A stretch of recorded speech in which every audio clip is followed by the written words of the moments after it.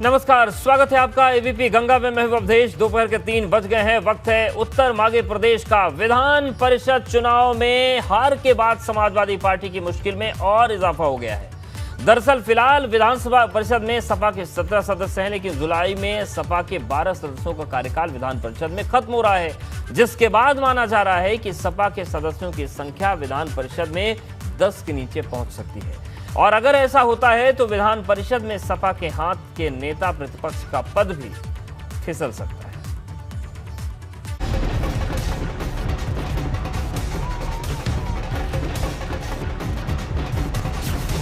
विधान परिषद में भाजपा ने भगवा लहराया।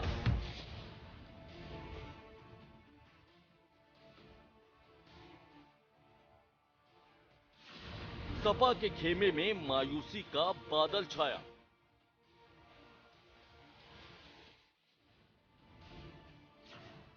अब सपा को लगने वाला है बड़ा झटका।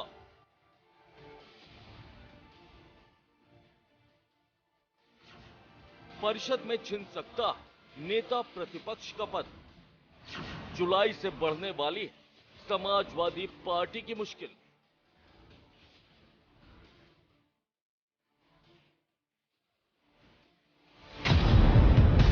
विधानसभा चुनाव के बाद विधान परिषद में भी भाजपा ने जीत का परचम लहरा दिया। साथ ही 40 साल पुराना रिकॉर्ड तोड़ते हुए विधानसभा की तरह ही विधान परिषद में भी बहुमत का आंकड़ा पार कर लिया, जिसकी वजह से अब समाजवादी पार्टी की मुश्किल में इजाफा होता दिख रहा है। क्योंकि अगर भाजपा का विजय रथ यूं ही दौड़ता रहा तो आने वाले वक्त में विधान परिषद में सपा के हाथ से नेता प्रतिपक्ष का पद भी छिन सकता है। ऐसा क्यों है आपको समझाएंगे, लेकिन उसके पहले आपको विधान परिषद की मौजूदा स्थिति की जानकारी देते हैं। विधान परिषद में भाजपा के 68 सदस्य हैं। विधान परिषद में सपा के 17 सदस्य हैं। बसपा के पास 4 और कांग्रेस के पास 1 सदस्य है।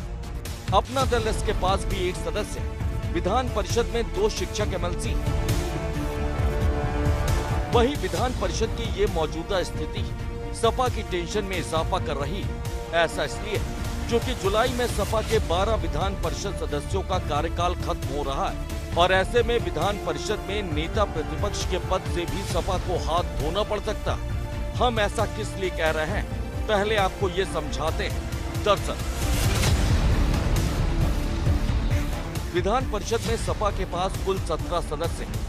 सपा के 12 सदस्यों का कार्यकाल 6 जुलाई को खत्म होगा। 28 अप्रैल को राज्यपाल कोटे के 6 सदस्यों का कार्यकाल भी खत्म होगा। राज्यपाल कोटे की सीटों पर योगी सरकार अपने नेताओं को नामित करेगी। 6 जुलाई को विधानसभा कोटे की भी 13 सीटें खाली हो रही हैं। विधानसभा कोटे से सपा के 6, बसपा के 3 सदस्य हैं, कांग्रेस के 1 और भाजपा के भी 3 सदस्य हैं। विधानसभा कोटे वाली 1 सीट के लिए 31 वोटों की जरूरत है। ऐसे में जुलाई में सपा के पास सिर्फ 5 विधान परिषद सदस्य रह जाएंगे। विधान परिषद में नेता प्रतिपक्ष के लिए 10 सदस्य जरूरी है। ऐसे में सपा के हाथ से नेता प्रतिपक्ष का पद छिन सकता।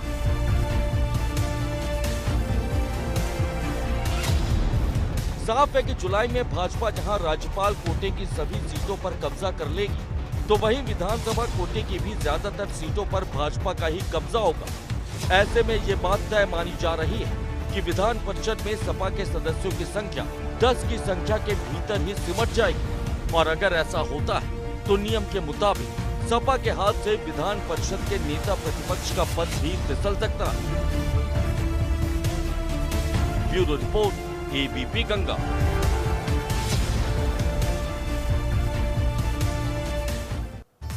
तो विधानसभा चुनाव के बाद विधान परिषद के परिणाम भी सामने आ गए और जो नंबर है वो भी हमने आपको बता दिया। अब सवाल ये उठ रहा है कि क्या उत्तर प्रदेश में जिस विपक्ष की मजबूती या पूरे लोकतंत्र में विपक्ष की मजबूती जो होनी चाहिए, क्या उत्तर प्रदेश में मजबूती टूट रही है?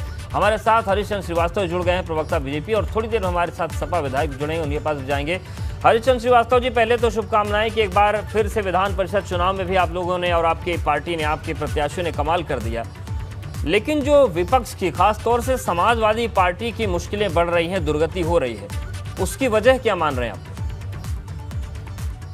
तो उसकी वजह साफ है और और उत्तर प्रदेश की सम्मानित जनता और देश की सम्मानित जनता विपक्षी दल के मित्रों को बार बार संदेश दे रही है, लेकिन यह अपने राजनीतिक पैटर्न को छोड़ना नहीं चाह रहा। अब पॉलिटिक्स ऑफ परफॉर्मेंस चलेगा, जात-पात की धड़ेबाजी और गुटबाजी और इस तरह के समाज में भेदभाव पैदा करके जो लोग सत्ता की कुर्सी तक पहुंचना चाहते थे, मुझे लगता है उनको 14 में भी देश की जनता ने निराश किया, फिर 17 में उत्तर प्रदेश की जनता ने भारी रूप से उन लोगों को खारिज किया, फिर पुनः 2019 में यही निराशा विपक्षी दल के हाथ लगी, जबकि ये पुनः उसी बुरा भाग की जाति बुरा भाग की राजनीति पे फार्मूला पे काम कर रहे थे जी। और 2022 में भी एक आईने की तरीके से जनता ने दिखाया कि अब देखिए हम परफॉर्मेंस वालों के साथ खड़े हैं, आपकी जो जातीय धड़ेबाजी है, बैकवर्ड और दलित और इन सब चीजों को। बिल्कुल, लेकिन श्रीवास्तव जिस दिन चुनाव हो रहा था उस दिन सैफई में राम गोपाल जी ने कहा कि ये सब चीटिंग हो रही है, बेईमानी से चुनाव जीते जा रहे हैं। ये एक चलन बन गया है विपक्ष का कि जब वो हारता दिखता है तो वो इस तरह की भाषा मनगढ़ंत और बोगस आरोप लगाना शुरू करता है। टीएमसी की ममता दीदी भी तो रिजल्ट आने के पहले यही सब बोल रही थी, और रिजल्ट आने के बाद क्या रहा, 2012 के पहले यही विपक्ष के जो लोग हैं वो सब भी इसी तरह की भाषा बोलते थे। लेकिन सबको लोकतंत्र की जो सच्चाई है और जनतंत्र का जो फैसला है और जो संवैधानिक संस्थाओं की जो मर्यादा है उसको बचाए रखना चाहिए और उस पर अनर्गल प्रलाप नहीं करना चाहिए, बल्कि समीक्षा आत्मसमीक्षा करनी चाहिए कि अगर हम कहीं हारे हैं, हमारी कहीं कोई कमजोरी है तो हम उसको कैसे दूर कर सकते हैं। अगर आज भी लोग जिन्ना की माला जप करके अपराधियों का संरक्षण करके सत्ता की कुर्सी तक पहुंचना चाहते हैं तो मुझे लगता है कि ये संभव नहीं। अभी भी अगर कोई मुस्लिम और दलित और यादव और इस तरह के गठजोड़ को खोजता है और सोचता है कि हम इसको कंसोलिडेट करके उत्तर प्रदेश स्वीप कर लेंगे तो ये संभव नहीं जी। जो भी लोग आज तो पाकिस्तान परस्ती तक की भाषा बोले जाने लगती है मुस्लिम वोट बैंक के लिए, तो इससे ज्यादा बिल्कुल, यानी कि आप ये कह रहे हैं कि विकास की राजनीति का दौर आ गया है, अब जाति वाली नहीं चलेगी। शैलेश भी हमारे साथ सहयोगी जुड़े हुए हैं। शैलेश, जो नंबर गेम है उसके हिसाब से 10 सदस्य तो कम से कम होने चाहिए अगर नेता प्रतिपक्ष बने रहना है विधान परिषद में। यही संकट लोकसभा में कांग्रेस के सामने आ गया था कि नेता प्रतिपक्ष की कुर्सी नहीं मिल पा रही थी। तो अब ये जो संकट है बहुत टेंशन बढ़ाने वाला है समाजवादी पार्टी के लिए। बिल्कुल, देखिए अवधेश, जो उच्च सदन है 100 सीटें हैं और उसका ये नियम है कि जो भी विपक्षी दलों में सबसे बड़ा दल होगा उसमें से नेता प्रतिपक्ष लिया जाएगा। लेकिन इसके साथ एक कंडीशन और है कि जो भी दल हो जिससे भी नेता प्रतिपक्ष लिया जाना है उस दल की कम से कम उच्च सदन की 10% सीट्स उसके पास होनी चाहिए। यानी 100 सीटों का उच्च सदन है तो कम से कम 10 MLC उनके होने चाहिए। लेकिन जो अभी समीकरण बन रहे हैं, जिस तरह से अगर आप देखें कि अभी अप्रैल से मई तक का जब हम देखते हैं तो 3-3 करके 2 बार में जो सदस्य जो मनोनीत सदस्य उनका कार्यकाल पूरा हो जाएगा। जाहिर सी बात है कि उनकी जगह पर इस बार भारतीय जनता पार्टी जो है उनके मनोनीत सदस्य हो जाएंगे। इसके बाद आप जुलाई में आइए तो जुलाई में जिस तरह से हम देखते हैं जो विधानसभा क्षेत्र के चुनाव हैं उनमें जिस तरह से हम देखते हैं कि जो सदस्य बनाए जाने हैं तो 31 विधायक मिलकर देखिए एक सदस्य का चयन करते हैं। तो जो वहां पर सीटें खाली होंगी उनके हिसाब से 4 सदस्य ही समाजवादी पार्टी अपने बनाने की स्थिति में वहां पर है। तो इधर के जो पद खाली होंगे, इसके बाद जो आगे के चुनाव होंगे विधानसभा क्षेत्र के बाद, तो इनका जब हम पूरा गणित देखते हैं तो समाजवादी पार्टी के पास अधिकतम जो MLC बचे दिख रहे हैं हमें 6 जुलाई के बाद की हम अगर बात करें तो वो 9, तो 5 पहले से और 4 इसमें जो विधानसभा क्षेत्र वाले में चुनकर आएंगे, क्योंकि इनके जो विधायक हैं वो हैं 125। तो 31 के हिसाब से अगर आप गिने तो 124 पर इनको 4 MLC मिलते हैं वहाँ पर। तो इस हिसाब से इनके पास 9 विधायक वहाँ पर खाली एमएलसी बचेंगे। ऐसे में नेता प्रतिपक्ष की कुर्सी इनके पास से जाना जो है, इस पूरे समीकरण को आप देखें तो लगभग तय है। और निश्चित रूप से एक बड़ा झटका भी है, पहले एक करारी शिकस्त एमएलसी चुनाव में 36 में 36 सीटें आप देखिए कि यहाँ पर समाजवादी पार्टी हार जाती है, 2 सीटें निर्दलीय जीत जाते हैं, 1 सीट राजा भैया की पार्टी जीत जाती है। और समाजवादी पार्टी जो प्रदेश में दूसरे नंबर की पार्टी है अगर हम देखें तो वो यहाँ पर इन 36 में एक भी सीट नहीं जीत पाती है। तो निश्चित रूप से ये एक बड़ा झटका होगा, और इससे भी बड़ा झटका जब नेता प्रतिपक्ष की कुर्सी भी उनके पास से चली जाएगी तो वो होगा। अब भारतीय जनता पार्टी के लिहाज से अगर इन चीज़ों को आप देखें तो कई तरह के फायदे हैं। अगर आप पिछले कार्यकाल में देखें, लव जिहाद से जुड़ा हुआ एक कानून आया था, धर्मांतरण से जुड़ा हुआ, तो उसको लेकर विपक्ष ने विधानसभा में, क्योंकि बहुमत में थी भाजपा, वो आराम से उसको वहां से पास करा के लाती है। उसके बाद जब परिषद में यानी उच्च सदन में जाता है तो वहां पर बहस होती है, जबकि उस समय समाजवादी पार्टी जो है वो बहुसंख्यक थी, यानी भाजपा अल्पमत में थी, उसके बावजूद वहां पर भाजपा उसे पास करा ले जाती है। इस तरीके की दिक्कतें थी वो टल जाएंगी। लेकिन हरिशंकर श्रीवास्तव जी, एक तरफ तो ये स्थिति है कि बहुमत आपको मिल गया, तमाम चीजें हो जाएंगी, लेकिन दूसरी तरफ आजमगढ़ में जो विक्रांत सिंह रीशू जीते, उनके पिता आपके ही पार्टी से एमएलसी हैं, और वो आज कह रहे हैं कि पार्टी मैं चंद्रशेखरवादी हूं, और जिस तरीके की स्थितियां बन रही हैं, तो जो कुछ बगावत आपके अंदर हो रही, क्या लगता है कि उसको संभालने की जरूरत है? कुछ स्वर जो हैं वो खुल के जो सामने आ रहे हैं। राजनीति है, कई बार असहमतियां आती हैं, और जो नेतृत्व का फोरम है उन विषयों पर विचार करता है, वो असहमतियां दूर होती हैं। राजनीति में मत में भिन्नता बहुत स्वाभाविक फैक्टर है, और इसी के चलते भारतीय जनता पार्टी एक लोकतांत्रिक दल है। तो प्राय आपने देखा होगा कि कई बार कुछ सदस्य, कभी किसी नेता का तो कोई बयान आता है जो पार्टी की लाइन से फर्क होता है, लेकिन यह लोकतंत्र में यही खूबसूरती है कि कोई बात असहमति की भी सामने आती है तो पार्टी उन तथ्यों पर भी विचार करती है, और आवश्यक होने पर अगर वो सही है तो उस पर उचित निर्णय भी लेती है। बिल्कुल, शैलेश भी लगातार हमारे साथ बने हुए। शैलेश, लेकिन ये बताइए कि भारतीय जनता पार्टी उत्साह में है, और उत्साह बनता भी है जब इस तरीके से जीत का सिलसिला चल रहा हो। समाजवादी पार्टी के भीतर क्या चल रहा है? क्योंकि अगर अभी बसपा की हालत हुई है कि एक वो कांग्रेस के नीचे पहुंच गई, कांग्रेस भी अस्तित्व के लिए जूझ रही है, पर यही सिलसिला अगर बना रहा तो फिर दिन बहुत दूर सपा का भी नहीं दिखेगा कुछ दिन में। बिल्कुल, देखिए निश्चित रूप से एक के बाद एक झटका समाजवादी पार्टी के लिए। और देखिए जिस समय विधानसभा चुनाव चल रहे थे, समाजवादी पार्टी काफ़ी उत्साहित थी, उसको पूरा भरोसा था इस बार सरकार बना ले जाएंगे, और निश्चित रूप से जो उनकी रैलियों में भीड़ दिखती थी वो भी सबने देखी है, वो किसी से छुपी नहीं है, लेकिन नतीजे जो थे वो सबने देख लिए। तो ऐसे में देखिए कहीं ना कहीं एक तरफ पहले ही मंथन शुरू हो चुका है कि कमियां कहां पर रहीं, लेकिन अब उससे भी ज़्यादा मंथन की ज़रूरत है समाजवादी पार्टी को, क्योंकि जिस तरह से अब हम देखें तो विधानसभा और विधान परिषद दोनों जगह पर भारतीय जनता पार्टी पूर्ण बहुमत के साथ में, तो ऐसे में अब चुनौती और बढ़ जाती है समाजवादी पार्टी के लिए अपने एग्जिस्टेंस को बचाने की। यहाँ पर अब जो बात है अगर आप देखें तो कांग्रेस का क्या हाल हुआ, बसपा का क्या हाल हुआ, जैसा आप भी जिक्र कर रहे हैं वो सबने देखा है। तो अब समाजवादी पार्टी के सामने भी चुनौती बढ़ जाती है। वर्तमान में एक बड़ी पार्टी के रूप में एक बड़ा विपक्षी दल है विधानसभा में, लेकिन निश्चित रूप से जिस तरह के नतीजे इस बार आए हैं, एक बार जो जिस तरह की पूर्ण बहुमत फिर से भाजपा को मिली है, तो ऐसे में समाजवादी पार्टी को भी बहुत मेहनत करनी पड़ेगी इन चीज़ों के लिए। अभी आगे देखिए 24 के चुनाव है, और समाजवादी पार्टी को अगर हम देखते हैं बिल्कुल, यानी कि आगे चुनौतियां बड़ी। शैलेश हमारे साथ बने रही है, हरिशंकर श्रीवास्तव जी भी लगातार बने, और सवाल हम यही कर रहे हैं कि विपक्ष की जो भूमिका है क्या उत्तर प्रदेश में बहुत कमजोर हो रही है, और सपा का क्या होगा। और सवाल यही है कि आखिर जिस तरीके की स्थितियां बन रही हैं उसमें सपा की बिगड़ती हालत कितनी दूर तक जाएगी, और विपक्ष की भूमिका कितनी रह पाएगी उत्तर प्रदेश में। हमारे साथ हमारे सहयोगी शैलेश बने और हरिशंकर श्रीवास्तव जी भी हैं, प्रवक्ता बीजेपी। हरिशंकर जी, एक सवाल ये है कि जिस तरीके से समाजवादी पार्टी लगातार नीचे गिर रही है, कांग्रेस और बसपा के सामने अस्तित्व का संकट बहुत बड़ा खड़ा हो गया है, लेकिन राजनीति में निरंतरता जरूरी है, क्योंकि आप लोग भी और आपके नेता भी कई बार ये दलीलें देते हैं कि कभी हम भी 1-2 सीटों पर रहते थे, लेकिन आज हम पूरी दुनिया की सबसे बड़ी पार्टी हैं। आपकी जीत का रथ अनवरत चलता रहे, क्या इस पर भी आप लोग अलग अलग रणनीतियों पर काम कर रहे हैं? अभी जिस तरीके से चुनाव चल रहा है वैसे ही चलता रहेगा?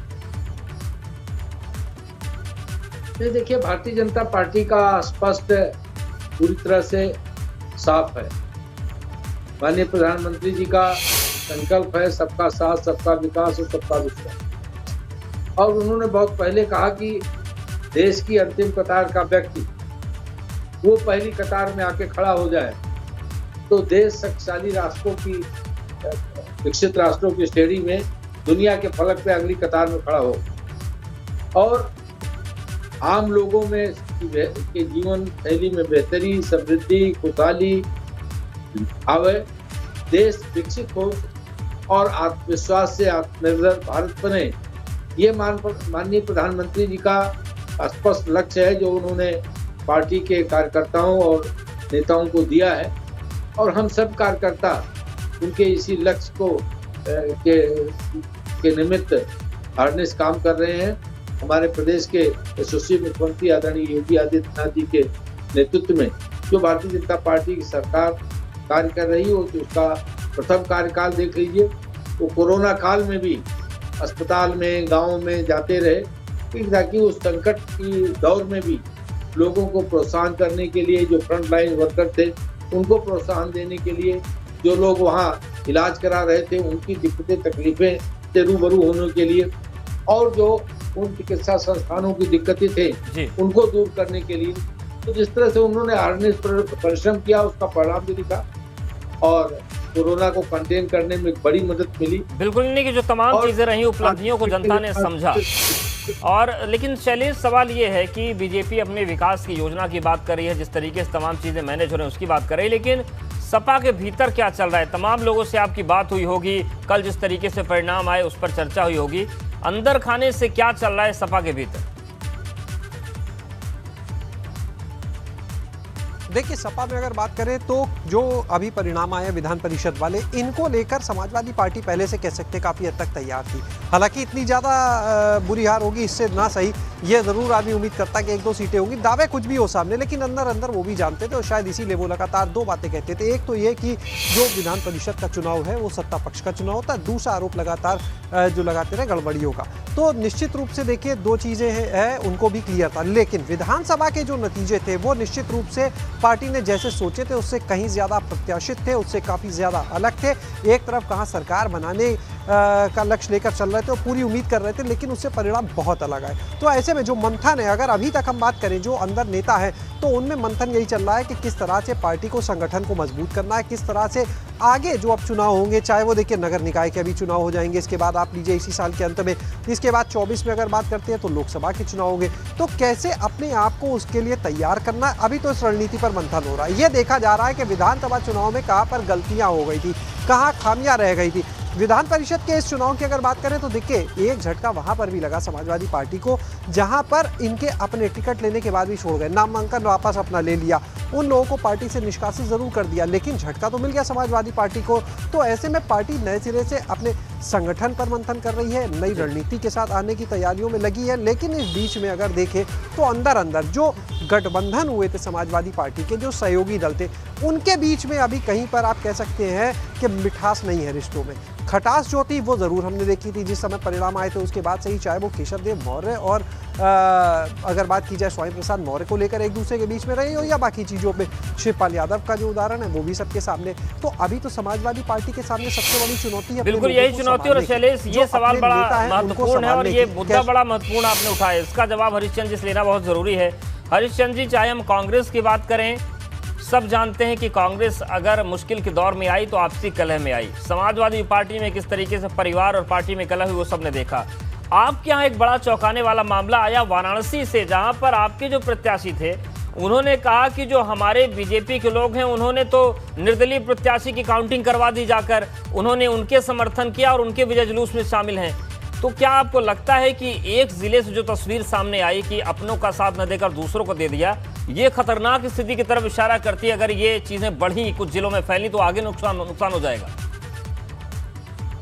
नहीं, देखिए, भारतीय जनता पार्टी छोटी पार्टी में अनुशासन को लेकर के छोटी छोटी घटनाओं पर भी बहुत गहनता से विचार करती है और उस पर एक्शन भी लेती है। जो काशी का मामला आया है, पार्टी का जो नेतृत्व है उस पर पूरी समीक्षा करेगा और उस पर विचार करेगा, और जो भी उसके लिए जिनकी भी कर्तव्य शिथिलता पाई गई होगी, पार्टी उनको किसी को बख्शने वाली नहीं है।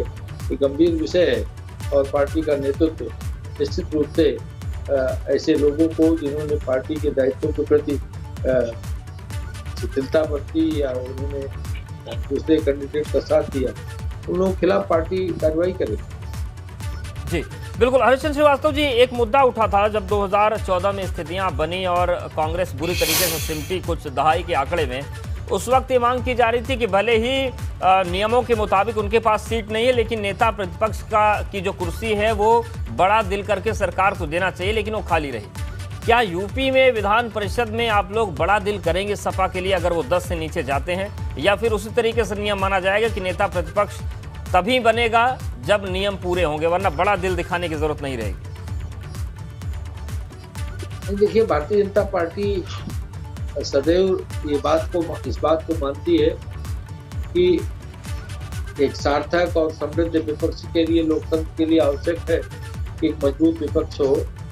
हम विपक्ष के मुद्दों के सकारात्मक जो उनकी आलोचना है, सकारात्मक जो उनके सुझाव हैं, उन पे सरकार पूरी तरह से उसको महत्व देती है, उस पर अमल भी करती है। जहां तक रहा विपक्ष के पद का सवाल, वो विधानसभा के लिए विधानसभा अध्यक्ष जी इसको निर्णय करते हैं और विधान परिषद के लिए माननीय अध्यक्ष विधान परिषद इस पर निर्णय करेंगे। तो जो भी संसदीय व्यवस्था और परंपरा होगी उसके अनुकूल वो निर्णय लेंगे, ऐसा मेरा मानना। जी शैलेश, पूरे चुनाव के दौरान आप जमीन पर टेम्परेचर को नापते रहे, तमाम जगहों पर गए, सपा के लिए भारी क्या पड़ गया? एक मजबूत विपक्ष के तौर पर उभरने की जो जिम्मेदारी थी, क्या वो इन चीज़ों में गड़बड़ हो गई कि वो चिलम की बात करते रहे, वो बुलडोजर की बात करते रहे, वो एनकाउंटर्स पर सवाल उठाते रहे, वो योगी आदित्यनाथ और तमाम जो बीजेपी के बड़े नेता उन पर व्यक्तिगत टिप्पणियां करते रहे? क्या ये चीज़ सपा के लिए भारी पड़ गई? देखिए, एक दो नहीं, इसके पीछे कई फैक्टर हैं जो समझ में आते हैं। पहला तो ये सबसे ज़रूरी कि शतरंज का जो खेल होता है उसमें सामने वाले की चाल को अगर आप नहीं भाप पाए तो जीत नहीं सकते। कहीं ना कहीं समाजवादी पार्टी के साथ भी ऐसा हुआ। वो शायद कहीं ना कहीं ये नहीं समझ पाई कि भारतीय जनता पार्टी जिन मुद्दों को लेकर, चाहे वो लॉ एंड ऑर्डर का मुद्दा हो, चाहे वो मंदिर से जुड़ा मुद्दा हो, या बाकी जो डेवलपमेंट का मुद्दा हो, कृषि से जुड़ी चीज़ें, इन जिन चीज़ों को लेकर भारतीय जनता पार्टी आगे बढ़ रही थी, समाजवादी पार्टी कहीं ना कहीं कह सकते हैं आकलन नहीं कर पाई कि इसकी वजह से उनकी तरफ कितना वोट जाएगा, कितना वोट सपा का कटेगा, पहली चीज़। दूसरी चीज़, समाजवादी पार्टी देखिए ये भी लगातार कहती है कि कहीं ना कहीं जो बसपा का वोट बैंक था वो आकलन नहीं लगा पाए और वो ट्रांसफ़र हो गया भारतीय जनता पार्टी की तरफ। इसके बाद अगर देखते हैं तो जो टिकट का वितरण हुआ उसमें भी कहीं ना कहीं समाजवादी पार्टी जो है वो कई जगह पर ये अंदाज़ा नहीं लगा पाई कि जिताऊ कैंडिडेट कौन हो सकता है, और जिन लोगों को टिकट दिया गया उनके लिए हवा कैसी है वहाँ की, इन चीज़ों को समझने में कहीं ना कहीं जो गणित था वो कह सकते हैं काम नहीं किया जिस तरह से चीज़ों को सोचा गया था। तो एक फैक्टर नहीं है इस हार के पीछे।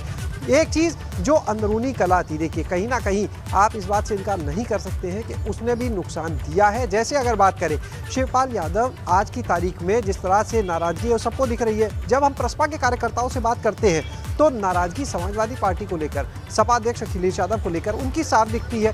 भले ही शिवपाल सपा के साथ आ गए थे, लेकिन यह नहीं कहा जा सकता कि जो उनके साथ के लोग थे वो सब लोग इनके साथ आ गए थे, क्योंकि कहीं ना कहीं अंदरूनी नाराज़गी जो थी वो देखने को मिली। इसके अलावा समाजवादी पार्टी के न जाने कितने ही, आप एमएलसी देख लीजिए कितने थे जो विधानसभा चुनाव के दौरान चले गए भारतीय जनता पार्टी के साथ, विधायक भी गए, तो अंदर अंदर उन्होंने भी समाजवादी पार्टी को नुकसान पहुंचाया और भारतीय जनता पार्टी को फायदा हुआ।